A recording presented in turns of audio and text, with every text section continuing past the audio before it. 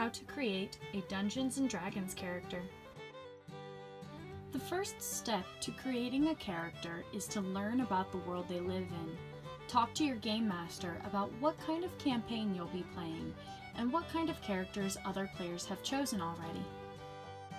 Next, decide what race, class, and background your character will be based on that research. These characters shown are just some examples.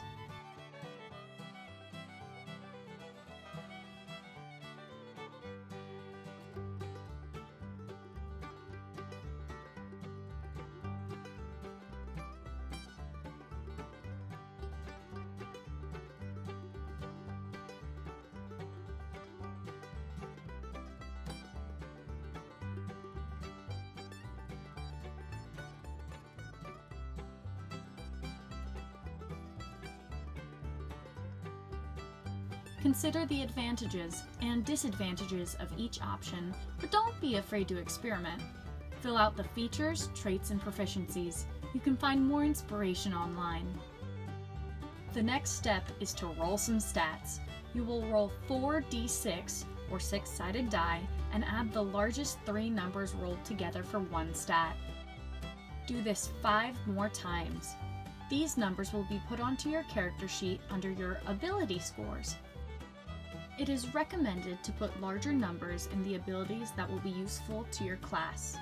If you need some more inspiration, look at the quick builds for each class. Continue to fill out your character sheet. Use a modifier table and put the modifiers in the bubbles under your ability scores.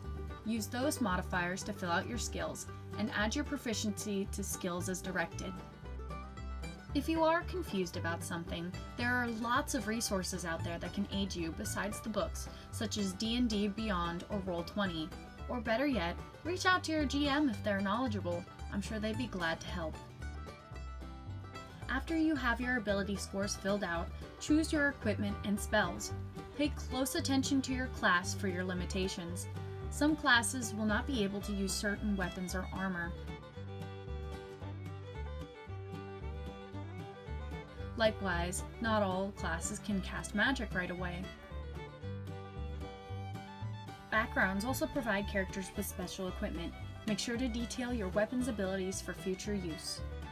Armor provides a character with a certain amount of protection and boosts your armor class. However, the more protection you have means that you have to trade off some of your dexterity, so please be aware of that. Spellcasting can be a bit finicky. It is recommended to research spellcasting rules in order to understand how they work. There are different kinds of spells and rules to go with each one of them. Cantrips can be used repeatedly, but don't usually do too much damage. You can also have spells based on your level, and a certain amount of spell slots per level. There's a limit to how many of those you can cast, and some spells require components. Please be sure to read up on the details before you enter a casting class. Once you have your character's stats built, start considering what kind of person they will be. Come up with some flaws. Ask why they are adventuring. Come up with some ideas on their past. This is the part where you can be the most creative and start thinking on how you can roleplay this character. Now, you can start designing this character's look based on their characteristics, background, and equipment. You can choose to design the character yourself. The sky's the limit on customization, but if you aren't an artistic person, it can be hard to demonstrate what characteristics you want.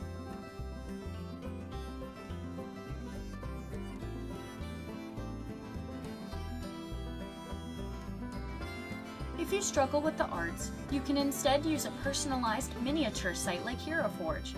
Using sites like these give you the opportunity to see your character in a 3-dimensional way. You can also choose to purchase a figurine of the character. The downside is that some of these engines can be limited on their customization, and personalized figurines can be a bit expensive. Make sure to check back in with your GM and introduce your character. They can give you notes on if things need change or aid you in refining your backstory so you can fit into the world more.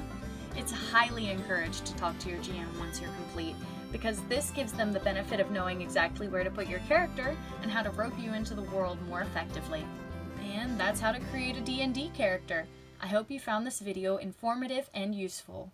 Thank you for your time.